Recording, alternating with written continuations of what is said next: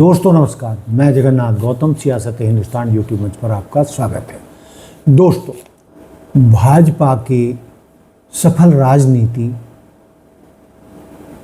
का कारण क्या रहा कि मोदी जी ने देश को भ्रष्टाचार मुक्त करने का दावा किया और उन्होंने कहा था कि आपने कांग्रेस को 60 साल दिए हैं, मुझे आप सिर्फ 60 महीने दे दीजिए, फिर देखना मैं भ्रष्टाचार को कैसे ख़त्म करता हूँ, भ्रष्टाचारियों को कैसे ख़त्म करता हूँ, भ्रष्टाचारियों को कैसे ख़त्म करता हूँ। लेकिन दोस्तों, इस नारे से उन्हें सत्ता तो मिल गई, लेकिन भ्रष्टाचार ख़त्म नहीं हुआ। दोस्तों, जो आरोप मोदी जी कांग्रेस पर भ्रष्ट होने का आरोप लगाते रहे कि कांग्रेस ने देश को 60-70 साल तक लूटा। जहां भ्रष्टाचार होता है वहां सबसे पहले युवाओं के सपने बलि चढ़ जाते हैं, युवाओं को उचित अवसर नहीं मिलते। वहां सिर्फ एक विशेष इकोसिस्टम ही फलता फूलता है। भ्रष्टाचार प्रतिभा का सबसे बड़ा दुश्मन होता है और यहीं से भाई भतीजावाद, परिवारवाद पनपता रहता है और अपना शिकंजा मजबूत करता रहता है। जब भाई भतीजावाद और परिवारवाद बढ़ता है तो समाज का, राष्ट्र का सामर्थ्य कम होता जाता है और जब राष्ट्र का सामर्थ्य कम होता है तो विकास अवश्य प्रभावित हो जाता है। दुर्भाग्य से गुलामी के कालखंड से करप्शन की एक लेगेसी हमें मिली है, लेकिन दुख इस बात का है कि आजादी के बाद के अनेकों दशकों तक इस लेगेसी को हटाने के बजाय किसी न किसी रूप में कुछ लोग उसको सशक्त करते गए। लेकिन दोस्तों, यदि कांग्रेस ने 60-70 साल देश को लूटा होता तो कांग्रेस के पार्टी फंड में तो उस लिहाज से जो तुम्हारे 10-12 साल की कार्यकाल में, सत्ता काल आपके पार्टी फंड में या 10 या 15 हजार करोड़ है, पीएम केयर फंड में भी 10-15 हजार करोड़ इकट्ठे हुए हैं, तो उस लिहाज से कांग्रेस पार्टी फंड में तो 60-70 साल में 1 लाख करोड़ इकट्ठे हो जाने चाहिए थे। लेकिन दोस्तों, कांग्रेस तो पार्टी फंड के मुद्दे पर लगभग ठन गोपाल है। उसके पास पैसों की कमी है, चुनाव लड़ने के लिए उसके पास पैसा नहीं है, क्योंकि मोदी जी ने देश के सभी कॉरपोरेट जगत से, बड़े बड़े व्यापारियों से या किस तरीके से कंस्ट्रक्शन में वो एडवांस में अपना हिस्सा ले लेते हैं, ये छिपी हुई बात नहीं है। जो भी ठेके दिए जाते हैं उसमें पार्टी फंड में या नेता खुद जो भी होता है 15 या 20% पहले ही ठेकेदार से ले लेते हैं। और जो बंदर बांट इस राज्य में हुआ है वो किसी में नहीं हुआ। दोस्तों, यदि 1 लाख करोड़ किसी इस इंफ्रास्ट्रक्चर पर, किसी भी निर्माण पर खर्च होने हैं तो दोस्तों उसका लगभग 70-80 हजार करोड़ बंदर बांट में चला जाता है और असली निर्माण पर सिर्फ लगते हैं 20%। यही कारण है कि आपको बड़े बड़े पुल गिरते दिखाई दे रहे हैं, बड़े बड़े जो हाईवे हैं, एक्सप्रेस वे हैं, उनमें गड्ढे दिखाई दे रहे हैं। तो कहने का मतलब ये है कि अब मोदी शाह का जो चेहरा था, असली चेहरा देश की जनता के सामने आ चुका है। कारण दोस्तों, जितने भी भ्रष्टाचारी नेता थे कांग्रेस के या विपक्षी दलों के, इन्होंने एक एक करके भाजपा में शामिल कर लिए। मुझे नाम गिनाने की ज़रूरत नहीं है, आपने टीवी पर देखा होगा कि किस तरीके से हमारे प्रधानमंत्री नरेंद्र मोदी जी शुभेंदु अधिकारी को रिश्वत लेते हुए, नोटों की गड्डियां जेब में ठूंसते हुए दिखाते थे और भ्रष्ट नेता बताते थे शुभेंदु अधिकारी को।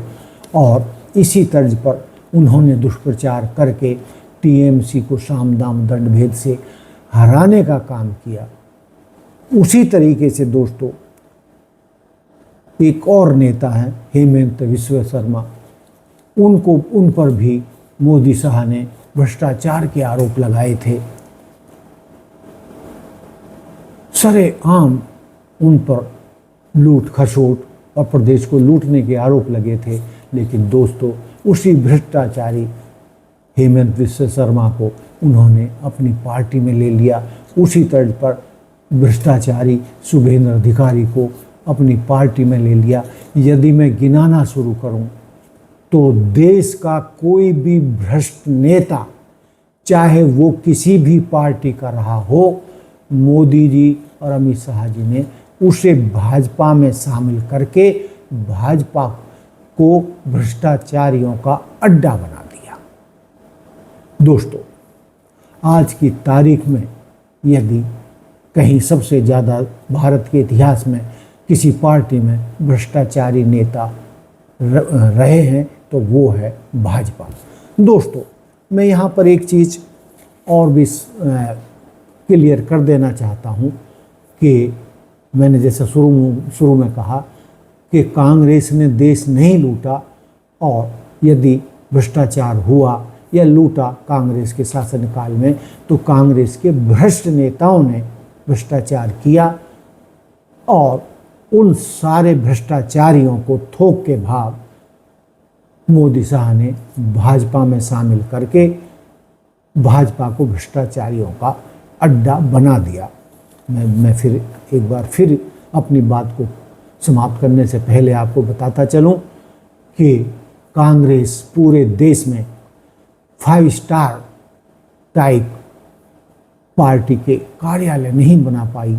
लेकिन दोस्तों, भाजपा ने 10-12 साल में ही डिस्ट्रिक्ट लेवल से लेकर प्रदेश स्तर तक, राष्ट्रीय स्तर तक जो अपने कार्यालय बनाए हैं वो किसी 5 स्टार होटल से कम नहीं हैं। उनमें ऐसी सुविधाएं हैं जो बड़े बड़े शानदार होटलों में होती है। तो ये पैसा कहाँ से आया? वो प्रधानमंत्री जो देश को भ्रष्टाचार मुक्त करने का वादा करके सत्ता में आए थे, उन्होंने अपने पार्टी के लिए, अपने लोगों के लिए कितना भ्रष्टाचार किया ये किसी से छिपा नहीं है। और मुझे ये कहते हुए कोई गुरेज नहीं है कि आज की तारीख में जितने भ्रष्टाचारी नेता भाजपा में हैं और किसी पार्टी में नहीं रहे, उसका उदाहरण मैंने बता दिया कि किस तरीके से लोगों की नस दबाकर और उनको डरा धमका कर पीएम केयर फंड में हजारों करोड़ इकट्ठा किया गया, जिसका पीएम मोदी कोई हिसाब देने को तैयार नहीं है। उसी तर्ज पर पार्टी फंड में जिस तरीके से भाजपा के नेताओं ने हजारों करोड़ इकट्ठा किया, उसका कोई मुकाबला नहीं है। यानी कहने का तात्पर्य ये है कि भाजपा आज भ्रष्टाचारियों का गढ़ बन चुका है, अड्डा बन चुका है। और दोस्तों, इन्हीं के चलते मैं एक बात और कहता चलूं कि इन्होंने राहुल गांधी, सोनिया गांधी के खिलाफ 50-55 घंटे ईडी की रेड डलवाई और उनसे 50-50, 60-60 घंटे पूछताछ कराई और उन पर कई मुकदमे लादे। लेकिन दोस्तों, सोनिया गांधी और राहुल गांधी पर वो एक भी भ्रष्टाचार की बात साबित नहीं कर सके और राहुल गांधी देश की राजनीति में एक चमकते सितारे के रूप में उभरे हैं, जिन पर आज तक कोई भी भ्रष्टाचार का आरोप सिद्ध नहीं हो सका है और ना ही गांधी परिवार के किसी व्यक्ति पर भ्रष्टाचार का आरोप सिद्ध हुआ है। राम मंदिर के इनॉग्रेशन में आपने किसी गरीब को देखा? किसान, मजदूर ना था? कौन था? अंबानी था, अदानी था, बॉलीवुड की पूरी लाइनअप थी, सारे के सारे थे, उद्योगपति अरबपति थे, मगर राम मंदिर के इनॉग्रेशन में एक गरीब नहीं था, एक किसान नहीं था, एक बेरोजगार युवा नहीं था, एक विकलांग नहीं था, कोई नहीं था। दो हिंदुस्तान बने हुए हैं, एक 5% वाला और दूसरा बाकी लोगों का। तो इसीलिए ये राजनीति का जो चक्र था घूम रहा है और देश के युवा हों, जैन जी हों, जैन अल्फा हों या जो बहुजन समाज की जातियां हैं, दलित, पिछड़े, आदिवासी, उनकी उम्मीद की किरण राहुल गांधी बन चुके हैं और आप उसका असर देख भी रहे हैं कि किस तरीके से राहुल गांधी देश की राजनीति में लोकप्रियता प्राप्त कर रहे हैं। और कई जानकारों का मानना है कि देश में आज की तारीख में राहुल गांधी ही वो आशा की किरण हैं और वो ही देश को बचा सकते हैं। इन भाजपा के भ्रष्टाचारी नेताओं ने, भ्रष्टाचार को सह देने वाले नेताओं ने अपनी साख पूरी तरीके से खो दी है और लगता है कि इन भ्रष्टाचारी नेताओं का अंत करीब आ गया है। दोस्तों, मैंने जो बात कही आप उससे कितने सहमत हैं, कितने असहमत हैं, मैं नहीं जानता, लेकिन मैं ये ज़रूर चाहता हूँ कि आप अपने कमेंट्स कर हमें ज़रूर बताएं कि जो मैंने मुद्दे उठाए हैं क्या वो सही हैं, क्या भ्रष्टाचार, क्या भाजपा भ्रष्टाचारियों का अड्डा है, क्या इन्होंने कितना भ्रष्टाचार किया है। पीएम केयर फंड और पार्टी चुनाव फंड में हजारों करोड़ रुपया कहाँ से आया है? भ्रष्टाचार के माध्यम से आया है। तो दोस्तों, ये था मेरा आज का मुद्दा। आपको कैसा लगा आप मुझे कमेंट्स करके बता सकते हैं। और दोस्तों, फिर अंत में एक बार हमारे चैनल को लाइक, सब्सक्राइब और शेयर करें। इसमें आपका कुछ नहीं जाता, सिर्फ सेकंड भर लगता है, इतना तो आप हमारे लिए कर ही सकते हैं। इसी के साथ मैं अपनी बात समाप्त करता हूँ। जय हिंद, जय भारत, जय संविधान। धन्यवाद।